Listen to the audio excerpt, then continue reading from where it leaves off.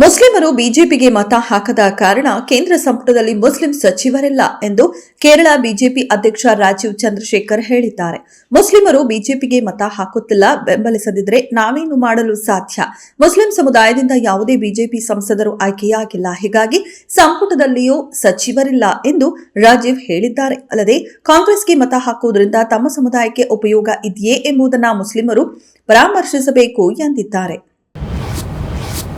ಎಲ್ಲ ನಾಗರಿಕರು ತಮ್ಮ ತಮ್ಮ ಸಾಂವಿಧಾನಿಕ ಕರ್ತವ್ಯಗಳನ್ನು ಪಾಲಿಸಬೇಕು. ಈ ಕರ್ತವ್ಯಗಳೇ ಬಲಿಷ್ಠ ಪ್ರಜಾಪ್ರಭುತ್ವದ ಅಡಿಪಾಯ ಎಂದು ಪ್ರಧಾನಿ ನರೇಂದ್ರ ಮೋದಿ ತಿಳಿಸಿದ್ದಾರೆ.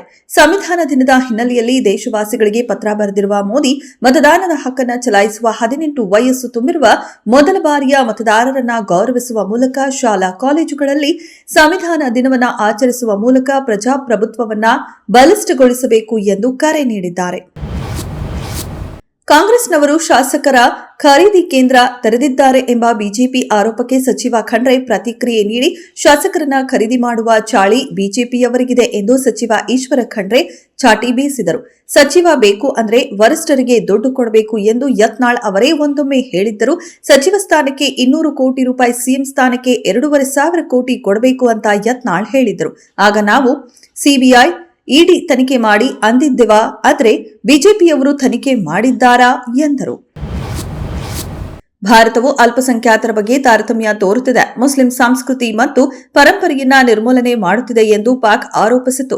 ಈ ಹೇಳಿಕೆಗೆ ತಿರುಗೇಟು ನೀಡಿರುವ ಭಾರತ, ಪಾಕಿಸ್ತಾನ ತನ್ನ ದೇಶದಲ್ಲಿ ಪದೇ ಪದೇ ಮಾನವ ಹಕ್ಕುಗಳ ಮೇಲೆ ದಾಳಿ ನಡೆಸುತ್ತಲೇ ಇರುತ್ತದೆ.